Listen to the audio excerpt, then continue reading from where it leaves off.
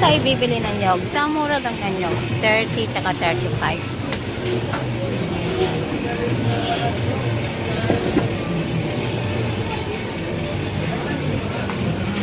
Yan, tapos dito yung kakayurin. So, libre kayod na yung 35 o kaya 30. Depende sa size ng nyog. Okay. Dami.